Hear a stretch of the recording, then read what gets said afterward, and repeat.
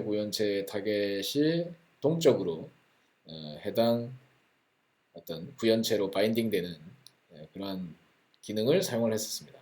그래서 이 서비스 혹은 컴포넌트라고 하는 이 데피니션이 있으면 그 클래스가 동적으로 바인딩되는 실행 중에는 그런 것을 봤고요. 여러 개의 베리에이션을 둘 수 있다. 그래서 우리가 그 MySQL을 쓰다가 오라클로 전환을 한다라고 하면 전환을 하기 위해서 우리가 그 해당 컴포넌트를 제공만 해준다면 그것이 다이나믹하게 뭔가 디펜던시가 인젝션 되는 것을 살펴봤고요. 그걸 할 때는 스프링이 갖고 있는 팩토리 패턴 기능을 사용을 해야 됐다. 그래서 스프링의 이 애플리케이션 컨텍스트를 통해서 애플리케이션 컨텍스트를 통해 가지고 도메인에 있는 이 클래스에서 도메인 클래스에서 그 리파지토리라고 하는 실제 객체를 그 순간에 끄집어낼 수 있다는 거죠. 그래서 우리가 이게 도메인 코드 내에서만 테스팅이 될 때, 도메인 코드끼리 테스팅 될 때는 여기에서 리턴되는 이 컴포넌트를 테스팅용 리파지토리를 리턴해주면 되겠죠. 그래서 우리가 도메인 코드끼리 동작을 할 때도 전체의 동작을 하고 실제 바인딩된 인프라가 매핑이 되었을 때도 온전히 구현이 실행이 될 수 있는 구조. 그러니까 디펜던시를 그 내부의 껍질 상에서 단순화된 모델, 그러니까 도메인 클래스 수준에서 그러니까 여기서 이야기하는 이 캣, 햇도그 이것끼리만 가지고도 온전히 동작할 수 있는 구조. 그 구조를 한 계층 유지해야 되고 우리가 인프라까지 포함된 구조에서도 테스트업을 한 또 하나의 바깥 계층에서도 동작을 해야 된다. 그러니까 가능한 우리가 테스팅을 할 때 도메인 모델에서 문제가 생긴 건지 아니면 인프라가 결부되어서 생긴 문제인지 밝혀낼 수 있어야 된다. 그런 부분이 있고요.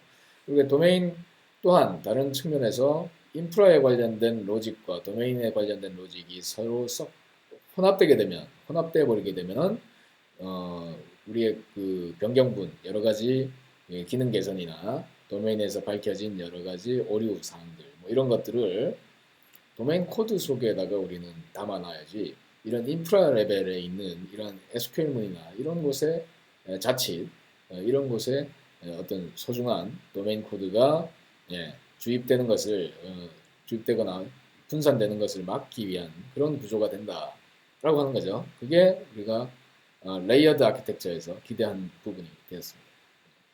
그래서 이 부분이 우리가 중요한 하나의 단계였습니다. 이 부분이 상당히 중요한 단계였다. 그죠? 이게 이제 첫 번째 우리의 중요한 이번에 얻은 것 중에 하나가 되었습니다. 그리고 이런 분리를 하는 것과 동시에 그 디테일에 해당하는 데이터베이스의 직접적인 구현이 상당히 이제 우리가 구현 비용을 높이기 때문에 그런 부분에서 우리는 이것을 스프링의 JPA를 이용해서 우리는 요청을 할 수 있다고 그랬어요. 그래서 앞서 MySQL이나 오라클 같은 이 구현체가 지금 없어져 버렸어요. 인프라 레벨에 있는 코드가 없어져도 구현이 된다는 거예요. 어디에서 스프링 데이터 레스트라고 하는 것에 우리가 요청하면 만들어진다는 거죠. 여기서 바뀐 게 지금 앞서 봤던 코드에 그러니까 MySQL 리파지토리와 오라클 리파지토리가 생략이 됐고 여기 대신에 리파지토리 부분이 이렇게 JPA로 된 리파지토리로 선언만 되었는데도 불구하고 이것을 실제 임플리멘테이션 돼야 되는 그 객체가 자동으로 생성되는 것을 확인을 했었습니다. 이렇게 스프링한테 요청만 하면 이렇게 하기 위해서는 이 팻이라고 하는 것이 이러한 entity라고 하는 선언이 있어야 되고 id 값을 보유해야 되기 때문에 id라고 하는 것이 primary key 그리고 generated value 뭐 이런 것들이 선언이 되어야 된다. 이런 것을 이제 알아봤죠. 자, 그렇게 하고 나니 이 save 기존의 이 코드 여전히 고스란히 이 스프링이 이제 내뱉어 주기를 뭔가 이 공장에서 팩토리 패턴이라고 하는 것은 뭔가 공장이죠. 공장에다가 내가 빈이라고 하는 거는 이제 뭐 자바 세상에서 하나의 컴포넌트 이제 자바 콩 그래서 get bin 뭐 이런 표현을 씁니다. 그래서 이게 이제 컴포넌트라는 뜻이에요. 컴포넌트를 만들어 달라. 어디에? 스프링 공장에서 만들어 주세요. 그랬더니 스프링이 DB에 실제로 적재할 수 있는 그러한 구현체를 동적으로 생성해 준다라고 하는 것을 알아봤습니다. 그래서 우리가 이런 그 세련된 기능을 쓰면 좋겠죠. 안 쓸 이유가 없다. 자, 그와 동시에 API도 제너레이트 된 것을 우리는 확인했습니다. 이것이 만들어주는 것이 그뿐만 아니라 API까지 생성해 주는구나.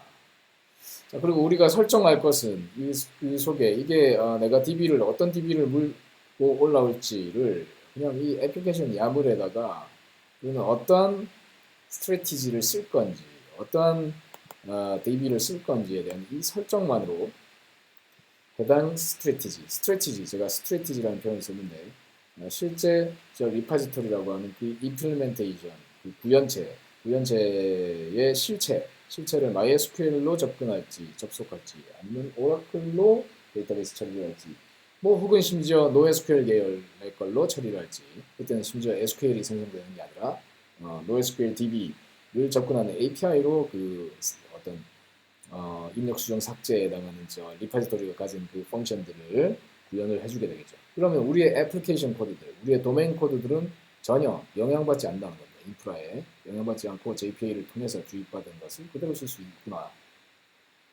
그리고 심지어 API도 생성해 주는구나. 그걸 보면은 여기는 뭐 API를 직접 찌르는 건 없지만 그 이야기가 여기서 나오게 됩니다. 그래서 레벨 7에 가면 이제 자, 그 다음 단계도 이제 중요한 건데 JPA를 적용할 수 있구나. 이건 생산성에 관련이고 그 다음에 이제 빅볼 오브 머드라고 하는 단계로 갔습니다. 이건 뭐냐면은 자 이렇게 좋다 그거예요. 자 레이어드 아키텍처만으로 충분한가라고 하는 이야기를 했습니다. 레이어드 아키텍처는 여러분의 도메인 코드와 인프라 레이어를 나눠주는 역할을 하지만 여전히 여러분들의 이 도메인 코드들은 서서히 범람할 수 있다.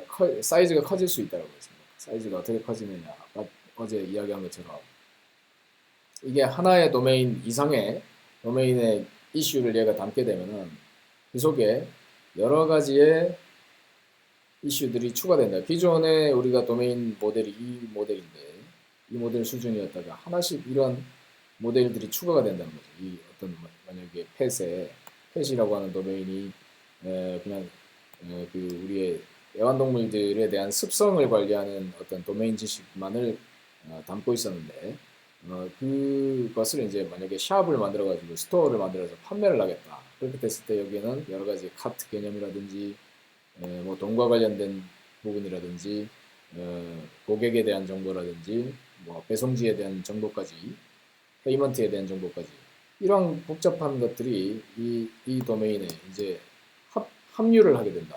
합석을 하게 된다. 합석을 하면서 합성만 하면 되는데 나의 핵심 도메인에 있는 클래스까지 구조를 변경한다.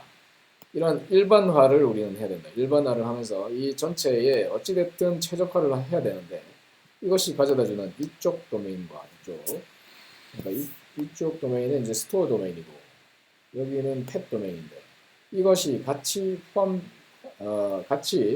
섞인 구조를 우리는 결국 만들게 된다는 거죠. 이것이 이렇게 분리가 안 돼 있고 하나로 섞인 구조로 되어 있다. 이 두 가지가 그런 구조로 지금 되어 있죠. 그렇기 때문에 우리가 이런 모델을 뭐라고 부르겠습니까?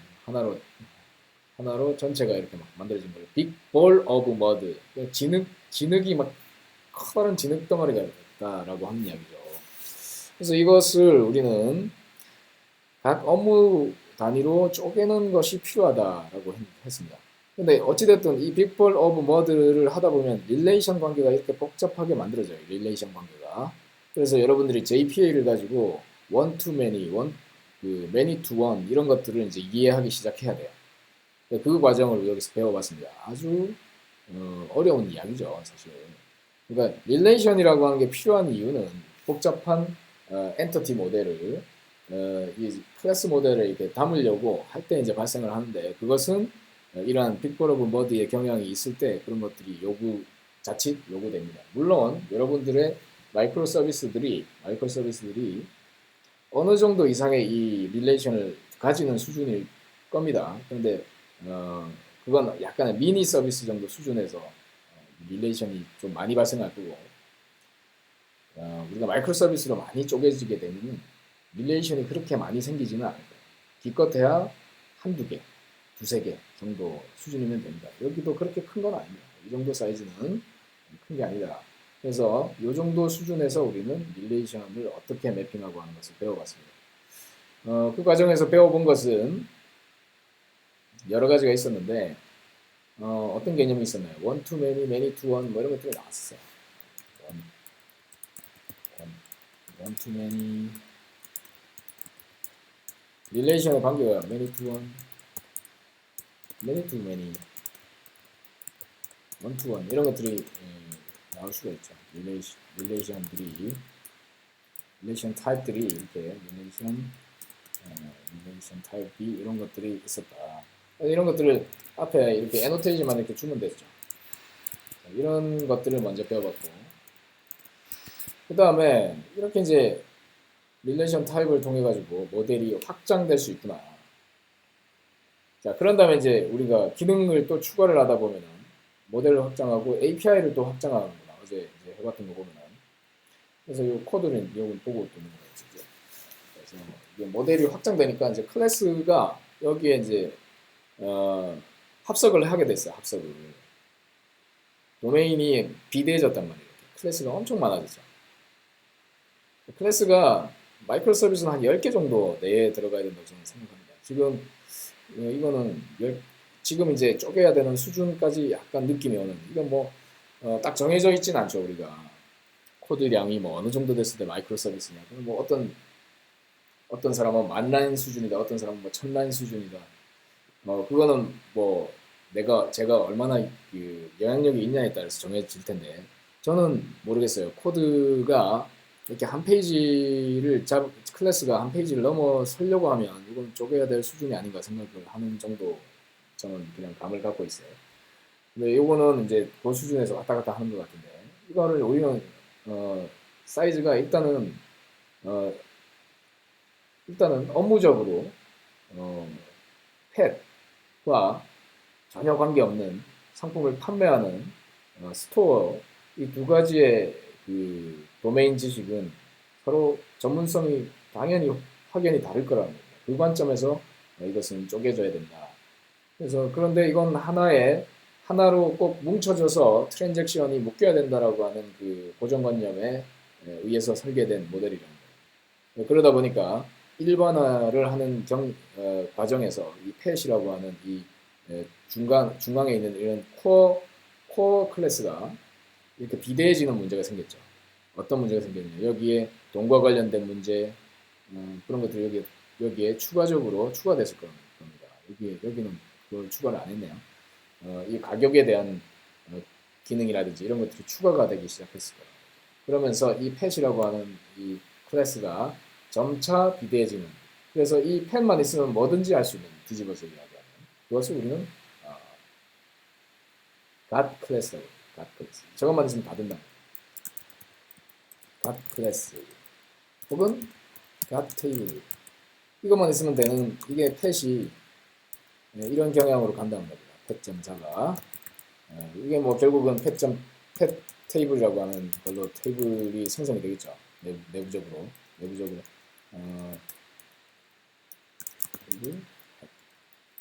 이 DB가 있으면 뭐든지 이 속에 새로운 도메인들이 개입되면서 여기에다가 새로운 프로퍼티를 추가하려고 드는 경향이 생긴다. 상당히 비대해진다라고 하는 거죠. 그러면서 이것을 둘러싼 수많은 뭐가 생기겠습니까? 이 클래스를 둘러싼 수많은 힘이 작용할 겁니다. 힘이. 여기에 필드 추가하지 못하게 할 수도 있고 필드를 뭐 슬쩍 집어넣고자 하는 경우도 있을 거고 왜냐하면 편하니까 여기에다 집어넣으면 그런 문제가 생긴다. 그러면 각 팀이 그 하나의 이렇게 제너럴라이즈 하는 것이 그럼 잘못된 설계입니까? 하나의 도메인 내에서는 이러한 제너럴라이제이션을 했어요. 캣과 도구, 펫 해가지고. 같은 업무 영역에서 제너럴라이즈를 하는 것이 맞다. 근데 다른 도메인에서 있는 거를 제너럴라이즈를 해서 노멀라이즈를 하는 것. 자, 이건 노멀라이즈에 가깝네요. 여기 있는 거를 여기다가 공통화시키려고 하는 그런 노멀라이즈가 있어요. 노멀라이즈를 하다 보니 얘가 뭐 머니도 있고 어드레스도 있고 뭐 여러 가지 생긴다. 꼭 비대해진다. 그래서 각 팀은 자기만의 걸로 분리를 해준 게 맞고 여기 그러니까 이 팀, 이 링크를 우리는 끊고 싶습니다. 그리고 이 링크도 끊고 싶어요. 이 머니, 이게 왜 머니가 여기 붙어 있냐? 이 링크를 끊고 싶다. 어떻게 끊을 거냐? 이렇게 끊고 싶다.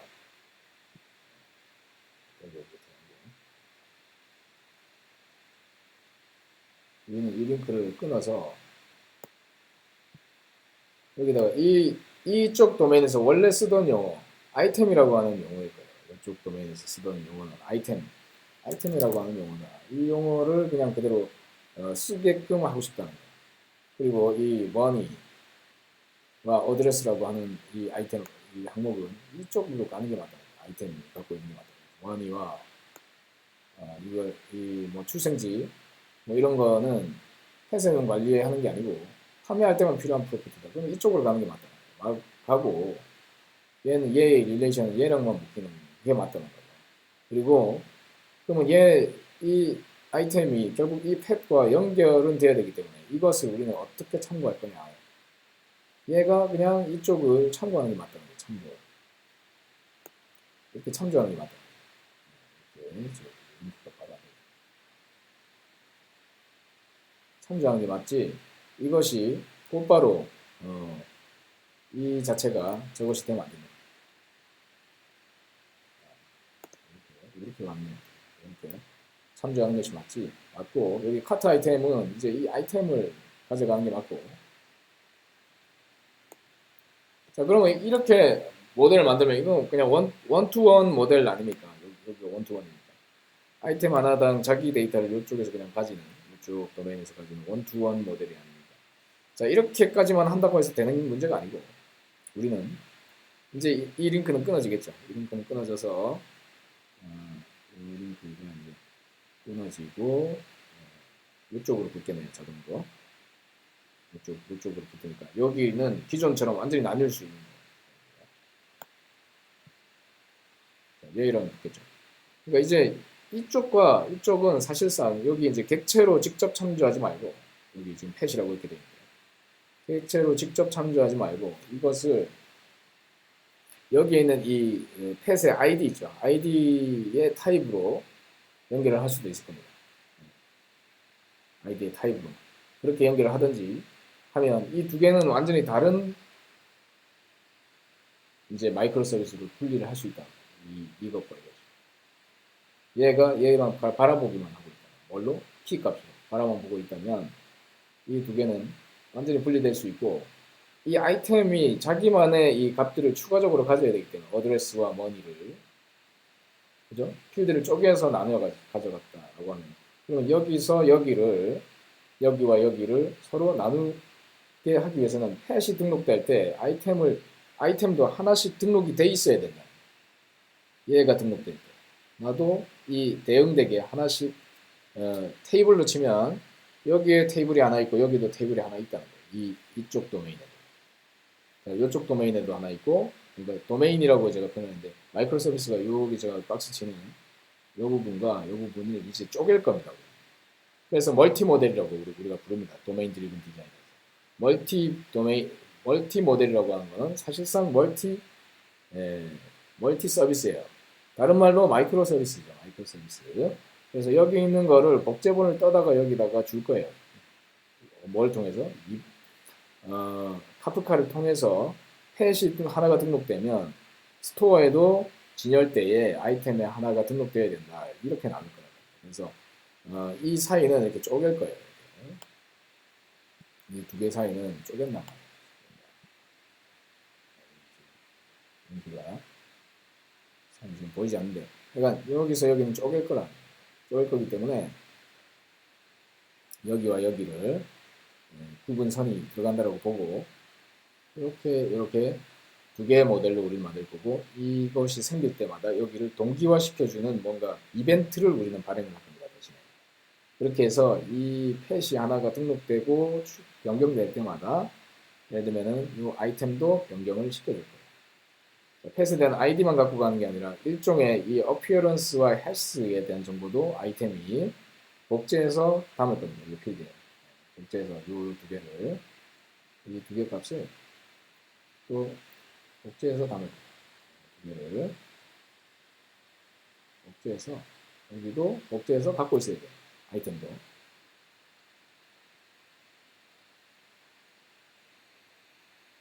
왜 갖고 있어야 되느냐? 복제해서 이 같은 데이터인데 복제해서 담는 경우는 이런 경우.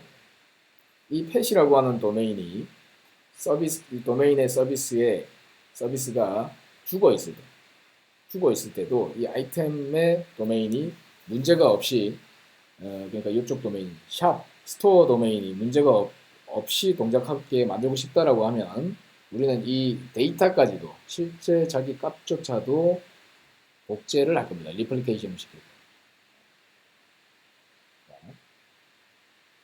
자, 그것은 나중에 실습을 통해서 이해하실 텐데, 이쪽 서비스가 아예 내려가 있다 하더라도 이쪽이 운영되는데 전혀 문제를 발생시키지 않게 해주는 그런 효과를 주게 됩니다. 그런 좋은 효과를 주게 됩니다. 그것은 마이크로 서비스의 상호 간의 장애 전파를 떨어뜨리게 하기 위함이죠. 그런 것도 있다. 자, 이 그림상에서 좀 재밌는 것이 좀 발견되는 게 있습니다. 이쪽 도메인, 그러니까 제가 여기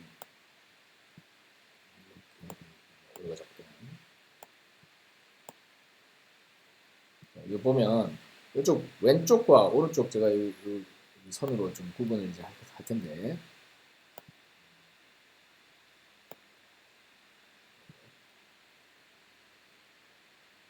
이렇게 왼쪽과 오른쪽 이렇게 구분을 했어요. 뭐가 차이가 좀 납니까? 눈에 띄게 차이 나는 게 보이시지 않나요? 왼쪽과 오른쪽에. 이 보라색이 없죠, 오른쪽에. 보라색이 하나도 없어요. 자, 보라색이 없다는 이야기는 메서드, 오퍼레이션이 없다는 거죠. 마땅한 도메인 로직이 없고 얘는 거의 저장소에 가깝게 생겼다. 이렇게 거의 CRUD에 가까운 행위들이 존재하는 도메인이구나. 이쪽 도메인은 무언가 로직이 있구나. 그죠? 그러니까 이런 곳은 헥사고널 아키텍처가 좀 더 요구되는 쪽이에요. 도메인 클래스에 요소가 많다는 거예요. 근데 여기는 도메인 클래스까지 갈 필요가 없어요. 거의 액티브 레코드 수준이라는 것을 알 수 있습니다. 액티브 레코드라고 하는 거는 그냥 JPA를 쓴다 하더라도 이걸 그냥 DAO 수준으로 그냥 입력 수정 삭제를 위한 도메인이라. 보통 경향이 이런 도메인들은 주로 서포팅 도메인 확률이 훨씬 높습니다. 서포팅 도메인이에요. 네, 여기는 코어 도메인의 확률이 높아요. 핵심 로직이 있다는 이야기는 얘는 서포팅일 확률이 높고 여기는 코어 도메인의 확률이 높아요. 왜냐? 여기는 코어 업무가 있기 때문에. 그렇기 때문에 로직이 이렇게 있을 거라고. 그래서 두 개 간에 그냥 모델을 이렇게 쪼개놓고 봐도 그림상에서 느껴진다. 두 개가. 그래서 여기는 그러한 성격의 걸 구현을 하고 여기는 심지어 그냥 데이터베이스에 SQL 문으로 그냥 직접 만들어도 되는 트랜잭션 스크립트로 구현을 해도 되는 부분이 될 수 있습니다. 업무의 중요도에 따라서. 업무의 중요도에 따라. 혹은 이건 주로 외주를 줘서 만들 확률이 높아요. 심지어 조직적으로 봤을 때. 그러니까 그런 전략적 설계가 먼저 앞서서 들어와야 된다. 여러분들이 이걸 그냥 다 구현해야지 이렇게 보면 안 되고 이걸 이렇게 쪼갰으면 이걸 어떤 팀이 어떤 방식으로 구현할 거냐라고 하는 걸 계속 생각을 해요. 지금 우리가 이 구현 자체의 중요성도 있겠지만 구현이 어떻게 되느냐 세부적으로 그런 것도 있겠지만 중요한 거는 그 전략적 설계가 훨씬 중요하다라고 하는 겁니다. 그래서 오늘 해보고자 하는 것은 이 빅벌 오브 머드를 어떻게 쪼갤 거냐라고 하는 거예요. 그래서 코드상에서 빅벌 오브 머드에 이런 코드들이 상당히 많이 등장을 했고, 그럼 이 트랜잭셔널 스크립트처럼 생긴 이 액티브 레코드를 어떻게 구현하는지를 어제 좀 다뤄봤습니다. 외주를 줬을 때 어떻게 이게 구현될까? 뭐 그렇게 생각하셔도 될 것 같아요. 그러면 이게 여기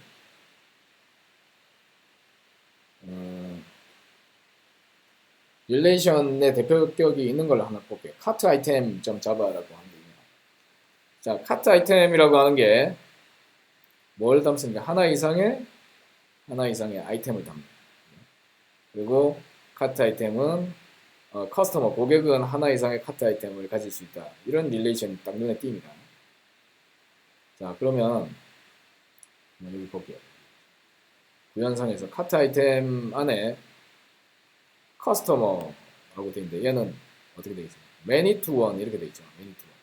내 입장에서 커스터머는 뭐냐 그 말이에요. 이게 앞에 나오는 그러니까 뭐 to 됐으면 A to B 됐으면 A가 나 먼저 나오는 게 나 뒤에 나오는 게 너 이렇게 되는 거예요. 여기 그러니까 카트 아이템 여러 개에 대해서 커스터머는 하나다 이렇게 디파인 했죠. 자 여기에다 이렇게 선언할 수도 있고 이거를 커스터머에 가가지고 커스터머에서 선언해도 그 원투맨으로 해도 될 텐데 카트 아이템을 여기다 꼭 디파인 해야 되나요? 네, 여기다가 해야 되는 이유가 있어요. 뭐라고 그랬습니까? 우리가 카트 아이템이 한번 등록될 때 이건 어그리거트 루트가 될 겁니다. 어그리거트 루트 여기서 어그리거트라고 하는 말을 썼는데 어그리거트 루트라고 하는 건 얘를 한번 저장될 때 같이 따라서 저장돼야 되는 그 묶음을 어그리거트라고 부른다.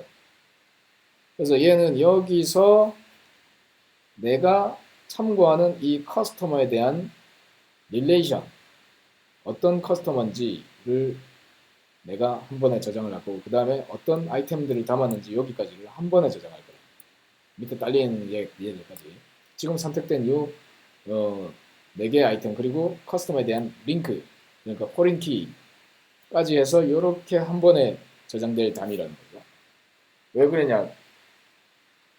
여기다가 얘를 묶어놨다면 이게 컴포지션이 아니죠. 커스터머에 매달려 있지 않습니다. 이렇게 이 동그라미가 검정색이 아니에요. UML에서 이렇게 비어 있다는 이야기는 어소시에이션이라는 이야기예요. 커스터머 따로 등록돼서 관리될 수 있다는 거예요. 얘들끼리 따로 저장될 거예요. 그리고 고객 등록 따로 하고 카트에 담는 거 따로 한다는 게 당연한 이야기죠. 그렇기 때문에 이렇게 나뉘어져 있는 거예요. 나뉘어져 있고 얘가 이쪽을 담게끔 하지 않는다는 거예요. 그러니까 커스터머에 가보면은 커스터머는 이걸 안 담고 있죠. 커스터머는 다시 들어가서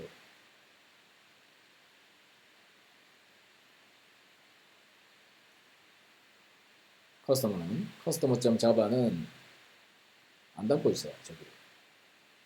자, 여기는 내가 한 번 트랜잭션에 같이 묶여야 되는 것만 있다는 거예요.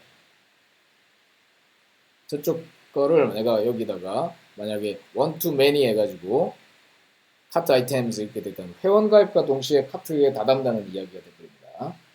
그걸 우리가 어그리거트 루트의 선언이 그래서 중요합니다.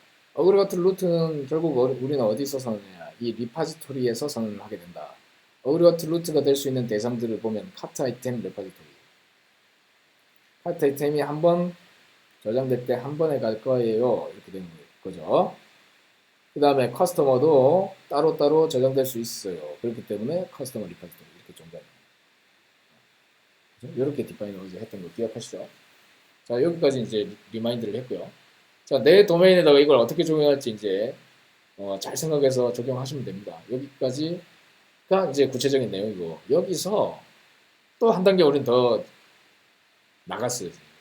어디로 나갔냐면 이제 API가 그냥 이런 API가 있는 게 아니라 여기 같은 경우에는 펫 도메인 같은 경우에는 eat과 sleep 같은 거를 호출해 줄 수 있어야 되는데 얘는 보세요. 이 보라색이 없는 애들은 그냥 일반 리파지토리로 자동 생성해도 다 됩니다. 왜냐면 이건 거의 내용을 담는 그냥 데이터베이스 성격으로 디파인 됐기 때문에 리파지토리라고 선언만 하면 API가 자동으로 생성된 거 기억하시죠? 이렇게 어제 했던 것처럼 API가 자동으로 생성된다는 거예요. 이런 입력, 수정, 삭제하는 거는 생성이 된다는 거예요. 여기 입력만 있는데 입력, 수정, 삭제 다 할 수 있겠죠. 간단히 해보자면 자 이건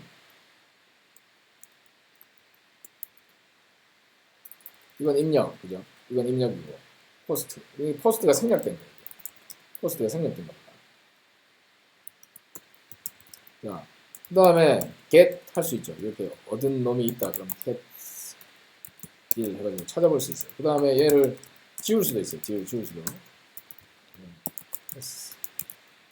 이런 기본 메서드는 생성된다. 자동으로. 이게 좀 나쁜 게 하나 같이 생성되는데 패치라고 하는 것도 심지어 생성이 됩니다. 그래서 에너지를 그냥 바꿔치기를 할 수 있어요. 갑자기 2로 바꿀 수 있다. 지운 다음에 하면 안 되겠지. 지우면 안 되고.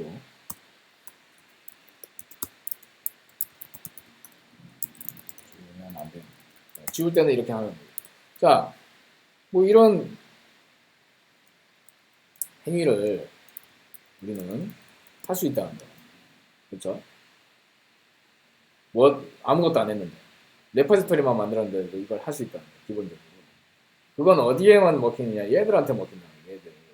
서포팅 도메인한테는 먹히지만 코어 도메인에는 자기만의 로직이 있을 거고 그 로직을 호출해주는 API를 우리는 추가적으로 만들어줘야 되는데 그거는 자동으로 생성 안 된다고 그랬어요. 왜? 이거 모르니까 뭘 호출해야 될지를 스프링이 죽었다 깨나도 알 수가 없죠.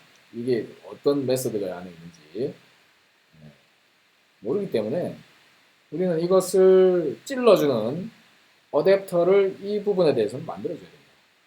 그래서 그 예제가 어제 이제 마지막으로 했던 거였습니다. 좀 헷갈렸죠. 어제 마지막으로 했던 부분 저게 뭔가 좀 헷갈리셨을 거예요. 코드를 이제 보면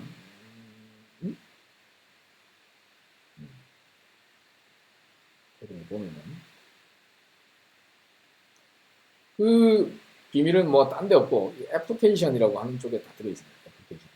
애플리케이션에 보면 자 이렇게 해주는 거나 먼저 REST 컨트롤러 이렇게 달아주고 자 이 부분은 여러분들의 도메인에 로직이 있으신 경우에 한해서 이제 하시겠죠.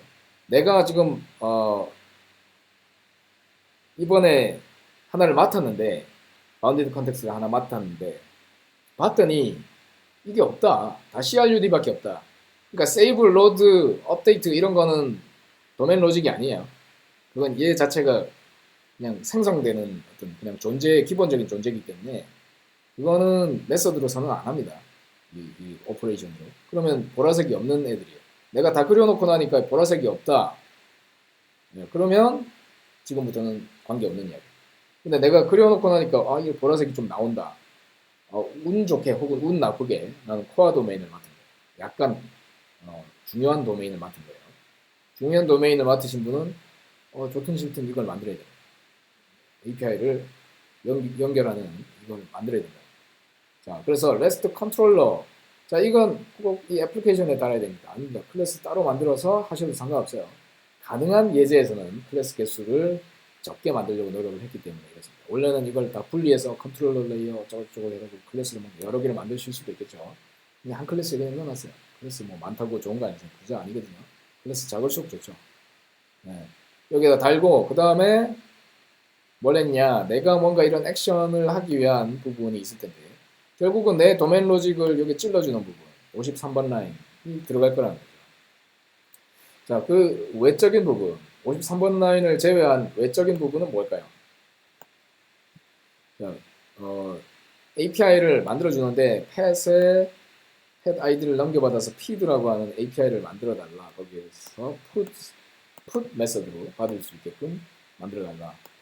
라고 스프링한테 일단 요청을 하고 그러면 스프링이 공장을 돌린다고 그랬죠. 공장을 돌려서 REST 컨트롤러를 생성합니다. 이것에 적합한 이 API를 받아들일 수 있는 뭔가 웹서버의 설정, 웹서버의 기능을 공장을 돌려서 만든다는 거예요. 그러면 우리가 받은 받은 액션을 여기로 받겠죠. feed라고 하는 걸 넘겨받아서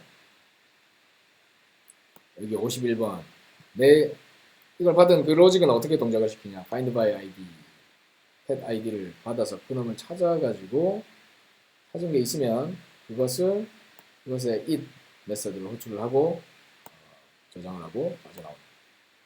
그런 로직이네요. 자, 이 코드 약간 위험한 코드예요. 오류가 날 수 있어요. if present로 된 게 어제 제가 영상에서 직접 코딩해 드린 게 조금 더 안전한 코드겠네요. 자, 뭐 하여간 그렇습니다. 이 코드 자체가 뭐 중요한 건 아닙니다. 요거는 해당 아이디에 해당하는 게 만약에 없다라고 하면 널 포인터가 날 확률이 생깁니다. 어찌됐든. 그 다음에 그루밍 피드캣 피드독 해가지고 만약에 이 보면은 패스에 대해 가지고 URL만 나와 있는데 캐스, 로그스 다 받게 만들고 싶다면 이렇게 오버로딩 해주면 됩니다. 오버로딩. 그러면 동일한 기능에 대해 가지고 여러 개의 패스를 만드실 수가 있죠. 여러 개의 패스를 동일한 기능에 대해서 받아들이는 이게 다양성에 의해 가지고 여러 개를 받을 수 있게 만들어 놨기 때문에 이렇게 여러 개를 받을 수 있게 됐습니다. 자, 이게 이제 어제 했던 마지막 단계까지입니다. 자, 오늘 우리가 해보실 거는 일단 이 부분까지를 오전 부분하고 어느 정도는 이 진행을 하실게요. 그런 다음에 오후 정도에 멀티모델이라고 하는 도메인 드리븐 디자인의 멀티모델, 오늘 할 거는 멀티모델과 마이크로 프론트엔드 정도 되겠는데 프론트엔드는 제가 맡은 파트가 아니죠. 프론트엔드는 그냥 어떻게 동작하는지만 보여드릴 거예요. 근데 제가 갖고 있는 이 example하고 직접 다음 주에 하실 리액트하고는 약간 다릅니다. 리액트 저는 이제 Vue.js로 구현이 되어 있고 마이크로 프론트엔드로 되어 있어요. 마이크로 프론트엔드라고 하는 거는 프론트엔드도 각 팀이 나뉘어서 구현하게 되어 있는 구조를 갖고 있는 게 마이크로 프론트엔드입니다. 그리고 Vue.js로 되어 있습니다.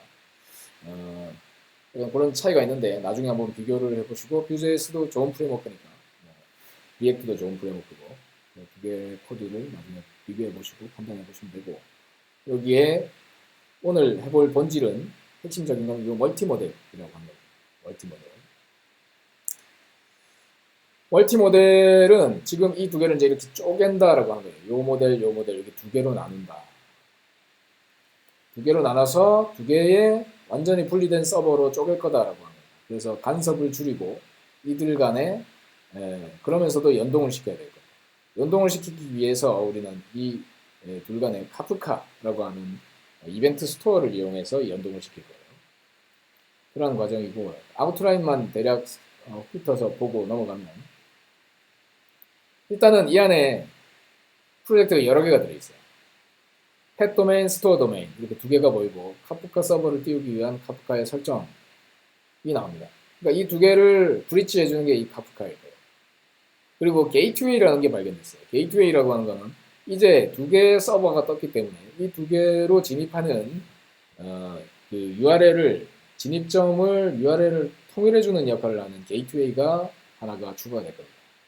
그리고 이후에 언제든지 보험 도메인이라든지 이런 것들이 추가될 때 추가될 수 있구나라고 하는 것을 우리는 또 한번 생각해 볼 거예요. 그러니까 이게 이대로 끝나지 않을 거라는 거예요.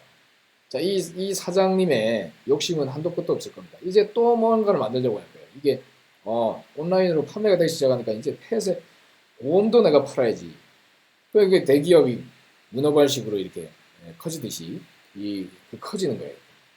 그러면 이게 그런데도 스타트업 때의 그 생산성을 내고 싶은 거예요. 그러려면 이게 쪼개야 돼요. 그래서 이 도메인을 이렇게 잘 쪼개가는 구조를 가져갈 수 있는 거예요. 그래서 각 도메인은 가능한 클래스 개수 10개 미만의 아주 우리 대학교 졸업식, 졸업작품 수준의 그런 가볍고 귀엽고 생각하기 쉽고 오류도 안 나고 버그가 숨을 곳도 없고 그런 작고 견고한 소프트웨어 사이즈로 유지한다라고 합니다. 그게 DDD에서 이야기하는 본질이죠. 컴플렉시티를 태클링 한다는 이야기는 그 DDD 책에 나오는 그 타이틀만 보면 돼요. 저는 그 DDD 책을 안에 세부적으로 읽어본 적이 없고 타이틀 책 제목에 그렇게 써놨어요.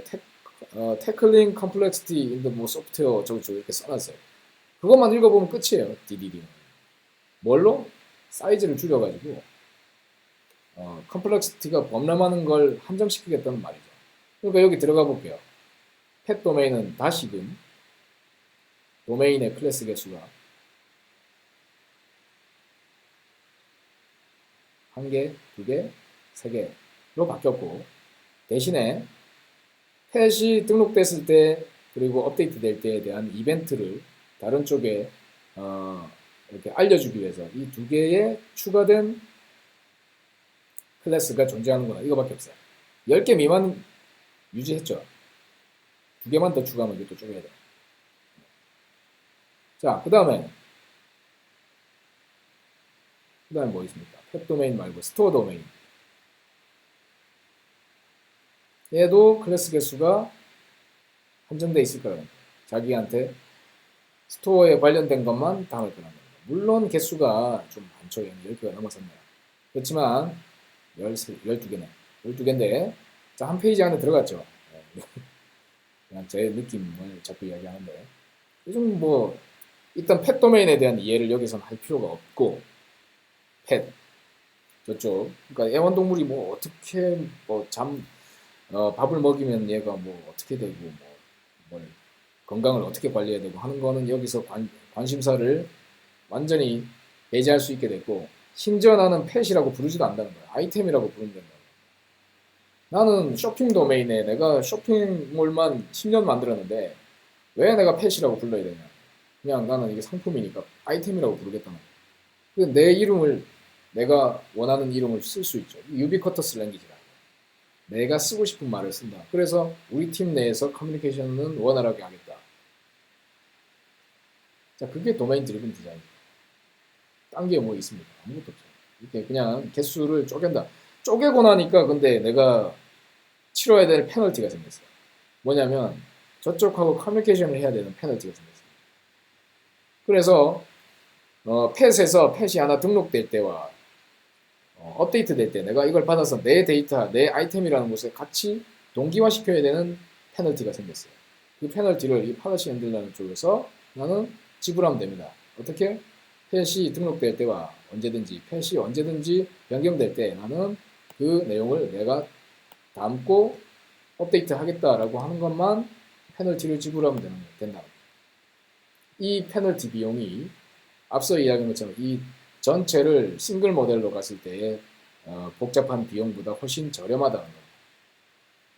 싱글 모델로 갔을 때 이 아이템 이렇게 분리 안 하고 아까 원래 싱글 모델로 이렇게 이쪽에 바로 연결되어 있었죠. 이렇게 머니하고 다 연결되어 있었죠. 싱글 모델일 때. 자, 이것은 좋지 않다는 거예요. 이렇게 되어 있는 거예요. 이렇게 되면 좋지 않다. 이렇게 물고 있는 건 비용이 높다.